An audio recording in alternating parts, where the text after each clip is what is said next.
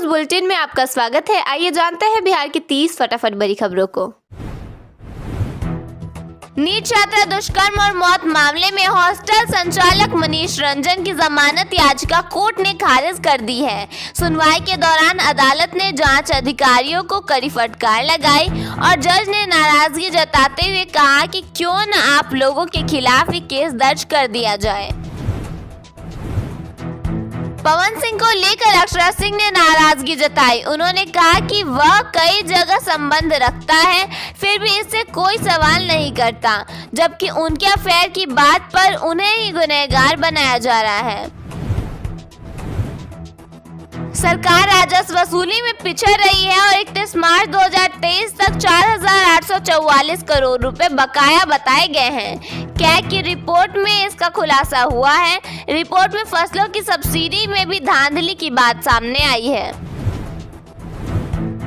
गया स्थित जेपीएन अस्पताल में एक डॉक्टर पर युवती से छेड़खानी का आरोप लगा है। पीड़िता के शोर मचाने पर मामला सबके सामने आया, जिसके बाद आरोपी के खिलाफ केस दर्ज किया गया है। पीयू छात्र संघ चुनाव में अखिल भारतीय विद्यार्थी परिषद पर टिकट के बदले 20 लाख रुपए की रिश्वत मांगने का आरोप लगा है। छात्र नेता चंचल कुमार ने कहा कि 10 लाख रुपए देने के बावजूद उन्हें उम्मीदवार नहीं बनाया गया। पटना सिटी में 2 भाइयों पर फायरिंग की घटना हुई है। इसमें एक की मौत हो गई, जबकि दूसरा गंभीर रूप से घायल हो गया है। बताया जा रहा है कि बकाया पैसे मांगने को लेकर विवाद हुआ था। केंद्रीय मंत्री गिरिराज सिंह ने देश भर में चल रहे अवैध मदरसों को बंद कराने की मांग की। उन्होंने आरजेडी और कांग्रेस पर बिहार में घुसपैठियों को बसाने का आरोप भी लगाया है। पटना के बाढ़ इलाके में डीजे बजाने को लेकर 2 पक्षों के बीच विवाद हो गया। देखते ही देखते मामला हिंसक हो गया और दोनों तरफ से लाठी डंडे चले तथा पथराव भी किया गया। आरा में इंडियन ऑयल की पाइपलाइन काटकर डीजल चोरी करने वाले गिरोह को पुलिस ने गिरफ्तार किया है। मौके से करीब 2000 लीटर डीजल बरामद किया गया और 2 लोगों को हिरासत में लिया गया। बांका में शादी का दबाव बनाने पर एक प्रेमी ने अपनी प्रेमिका की हत्या कर शव को जंगल में दफना दिया। 3 महीने बाद घर से 430 किलोमीटर दूर शव बरामद हुआ, जिसके बाद आरोपी को गिरफ्तार कर लिया गया है। समस्तीपुर में एक होटल कारोबारी के बेटे की बारात बैलगाड़ी पर निकाली गई।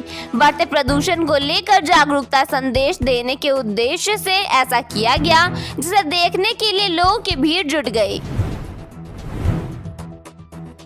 बिहार में आज मौसम सामान्य बना रहेगा। दिन के समय तेज धूप निकलने से हल्की गर्मी महसूस होगी। अधिकतम तापमान 27 से 32 डिग्री सेल्सियस के बीच रहेगा। बिहार में बच्चा चोरी की अफवाहों को लेकर पुलिस मुख्यालय ने सभी जिलों को अलर्ट कर दिया है। एडीजी ने बताया कि हाल के कई मामले जांच में अफवाह निकल रहे हैं। पुलिस ने लोगों से अपील की है कि किसी भी सूचना पर कानून हाथ में न लें और तुरंत 112 या नजदीकी थाने को जानकारी दें। थानों को सख्त निर्देश दिए गए हैं कि ऐसी कोई सूचना मिलते ही तुरंत जांच की जाए। अगर कोई बच्चा 24 घंटे तक लापता रहता है तो केस दर्ज करना अनिवार्य होगा। बिहार में राशन कार्ड धारकों को ई-केवाईसी कराने का अंतिम मौका दिया गया है। सरकार ने 28 फरवरी तक की समय सीमा तय की है। इसके बाद जिन लाभुकों ने ई-केवाईसी नहीं कराया होगा, उनका नाम राशन कार्ड से हटा दिया जाएगा। पदाधिकारी सीमा कुमारी ने बताया कि ई-केवाईसी नहीं कराने पर सिर्फ राशन ही नहीं, बल्कि अन्य योजनाओं का लाभ भी बंद हो सकता है। जिनका राशन कार्ड निरस्त होगा, वे कई सरकारी योजनाओं से भी बाहर हो जाएंगे। बिहार में मौसम तेजी से करवट ले रहा है। दक्षिण और पश्चिम जिलों में दिन का तापमान 30 डिग्री के पार पहुंच चुका है, जबकि रात में अभी भी हल्की ठंड बनी हुई है। आईएमडी के अनुसार मार्च की शुरुआत से ही गर्मी का असर महसूस होने लगेगा और कई इलाकों में कूलर की जरूरत पड़ सकती है। बिहार के गांवों की तस्वीर बदलने वाली है। राज्य सरकार ने 2026 में करीब 3300 किलोमीटर लंबी सड़क निर्माण के लिए मेगा प्लान तैयार किया है। इतना ही नहीं, प्रधानमंत्री ग्राम सड़क योजना के तहत 300 पुलों का निर्माण भी किया जाएगा। योजना के तहत कुल 13,814 ऐसे इलाके हैं जहां पक्की सड़कें नहीं हैं। इन इलाकों में 16,552 किलोमीटर ग्रामीण सड़क का निर्माण किया जाएगा। पटना में शांतिपूर्ण और सुरक्षित होली सुनिश्चित करने के लिए जिलाधिकारी डॉक्टर त्यागराजन एसएम ने अधिकारियों को निर्देश जारी किए हैं। अगर आप भी होली पर डीजे की धुन पर थिरकने या अश्लील गानों के शौकीन हैं तो सावधान हो जाइए, क्योंकि इस बार पुलिस की पैनी नजर सीधे आप पर है। डीएम के आदेश के अनुसार संवेदनशील गतिविधियों की निगरानी ड्रोन, वीडियोग्राफी और सीसीटीवी कैमरों से की जाएगी। सोशल मीडिया मॉनिटरिंग सेल को 24 घंटे सक्रिय रहने का आदेश दिया गया है। अफवाह फैलाने वालों और भड़काऊ पोस्ट डालने वालों के खिलाफ साइबर सेल तुरंत कार्रवाई करेगी। राजस्व एवं भूमि सुधार विभाग ने जमीन विवादों के निपटारे के लिए डेडलाइन तय कर दी है। अब अधिकारियों की सुस्ती नहीं चलेगी, क्योंकि उप मुख्यमंत्री विजय कुमार सिन्हा ने साफ कर दिया है कि जनता के अधिकारों से समझौता बर्दाश्त नहीं किया जाएगा। बिना ठोस कानून रुकावट की फाइल दबाकर बैठने वाले अफसरों पर गाज गिरना तय है। पथ निर्माण विभाग के मंत्री दिलीप जायसवाल ने मरीन ड्राइव के निर्माण कार्य की जानकारी दी। उन्होंने बताया कि जेपी गंगा पथ का निर्माण मुंगेर से सुल्तानगंज होते हुए सबौर तक किया जा रहा है। साथ ही कोइलवर और दूसरी ओर बिद्दुपुर तक इसका विस्तार किया जा रहा है। आने वाले समय में बक्सर से लेकर बिहार के सोहेबगंज की सीमा मिर्जा चौकी तक विस्तार करने का सपना है। इतना ही नहीं, जेपी गंगा पथ को बनारस से फरक्का तक ले जाने का भी सपना है। बिहार में बांस की खेती का दायरा बढ़ाने की योजना सरकार ने बनाई है। ऐसे में बांस अब सिर्फ परंपरा नहीं, बल्कि किसानों का इनकम बढ़ाने और रोजगार के अवसर उपलब्ध कराने का भी सोर्स बन चुका है। कृषि विभाग की ओर से बांस की खेती को प्रोत्साहित किया जाएगा। डॉक्टर संजय कुमार सिंह ने कहा कि बांस किसानों के लिए एटीएम की तरह काम करता है। इसे खेत के मेड़ पर उगाकर किसान अच्छी आमदनी कर सकेंगे। बिहार में धार्मिक पर्यटन को बढ़ावा देने के लिए राज्य सरकार अब सिर्फ सर्किट विकसित करने की दिशा में कदम बढ़ा रही है।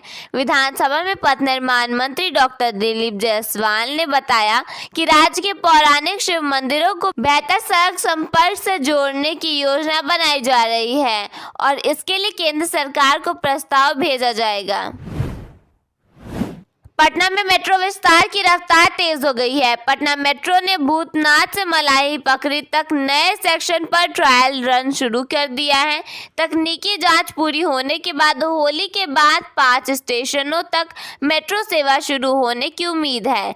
गुरुवार को पटना मेट्रो ने पहली बार शहर के अंदर नए सेक्शन पर ट्रायल रन किया।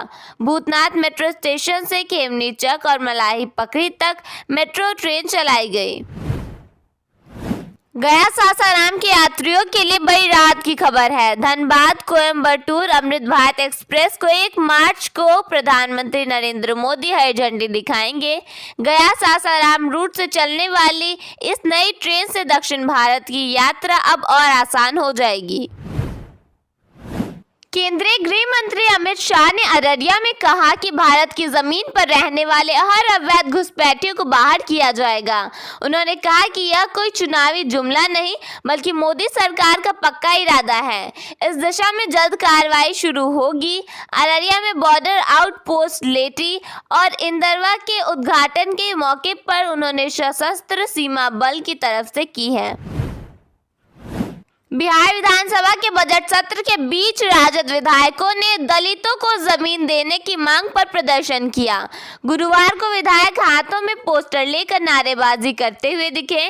आरजेडी के विधायकों का कहना है कि बिहार में बड़ी संख्या में दलित परिवार ऐसे हैं जिनके पास जमीन नहीं है। ऐसे परिवारों को सरकार की तरफ से आवास योग्य जमीन उपलब्ध कराना चाहिए। यह उनकी जिम्मेदारी है। 3 डिसमिल जमीन मिलने से गरीब परिवार अपने लिए घर बनवा सकेंगे। बिहार सरकार दुग्ध उत्पादन बढ़ाने और पशु नस्ल सुधार के लिए सेक्स सॉर्टेड सीमेन की उपलब्धता सुनिश्चित कर रही है। साथ नेशन 3 के तहत digital AI gun, IVF, ETT जैसे उन्नत तकनीकों का उपयोग होगा। इससे गर्भधारण दर में सुधार होगा और अधिक दूध देने वाली गायों की नस्ल विकसित होगी।